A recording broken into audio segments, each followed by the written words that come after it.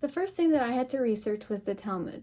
The Talmud is the generic term for the documents that comment and expand upon the Mishnah, the first work of rabbinic law, published around the year 200 CE by Rabbi Judah, the patriarch in the land of Israel. So the Talmud is largely about law. So it's mostly like all the laws that the Jews have to follow.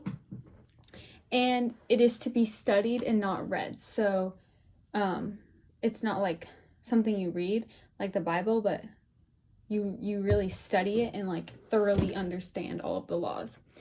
And it has necessitated and fostered the development of an institutional and communal structure that supported the learning of the Talmud and the establishment of special schools where each generation is apprenticed into its study by the previous generation. So like each generation studies the Talmud in these schools. And since there were two Gemara, there are also two Talmuds. There's the Jerusalem Talmud and the Babylonian Talmud. And it is supposedly one of the most challenging religious texts in the world. This is what the Talmud looks like. So what exactly does the Talmud contain? So the two main components of the Talmud are the Mishnah, which is the written compendium of the oral Torah, and then the Gemara, which is the redaction of the Mishnah in writings that often ventures into other subjects and also expands broadly on the Hebrew Bible. And then it is comprised in 6 orders. They deal with aspects of life and religious observances. And then it is further divided into 63 parts, which are broken down into 517 chapters. And it is consisted of Jewish sayings, ideas, and stories, all reflecting the Jewish law. So everything in the Talmud comes back to the Jewish law. This is what the Gemara looks like in text. So who are the Amoraim and how are they different from the Tanaim? So the Talmudic rabbis whose views are recorded in the Talmudic literature called Tanaim and Amoraim.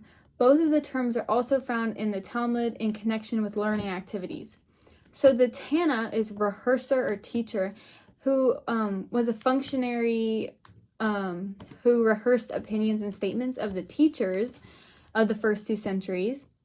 And then the Amora, expounder, that's what it means, was a different functionary whose job was to explain the assembly of the words of the contemporary sage, the latter making only a series of brief rulings which Amora would then further explain in detail. The Gemara is the component of the Talmud comprising rabbinical analysis of and commentary on the Mishnah.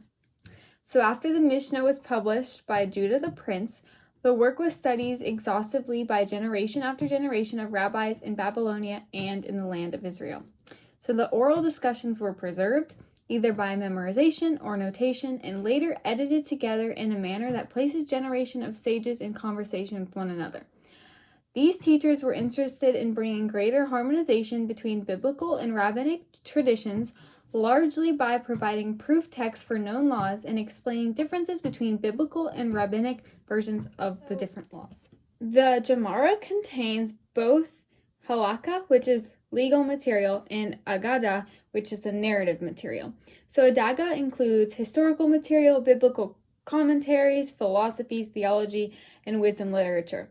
Stories reveal information about life in ancient times among Jews and between Jews and their neighbors and for customs.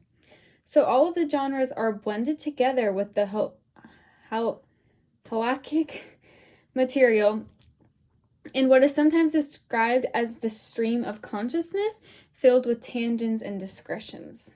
So this is what the book of the halakha and the agada look like, this kind of book. So there are actually 2 works known as the Gemara, the Babylonian Gemara and the Palestinian Gemara.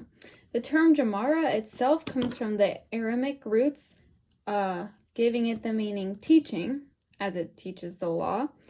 And the Yerushalmi was completed earlier, but it was eclipsed by the much longer Bavli, which means Babylonian Hebrew. And the Bavli's popularity may be due to the work of the Genoim of Babylonia, who cited work in the legal judgments that they sent to communities throughout the diaspora. So the Babylonian kind of caught a lot more popularity early on. The question of why the Talmud is considered the most authoritative for Judaism. So the Babylonian Talmud is often seen as a more authoritative one, and it is studied much more than the Jerusalem Talmud.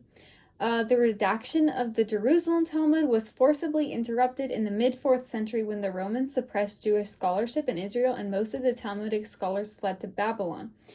The redactors of the Babylonian Talmud, on the other hand, were able to thoroughly review the Talmud and present us, about 150 years later, with a finished product which became accepted as the final word in Jewish law and tradition.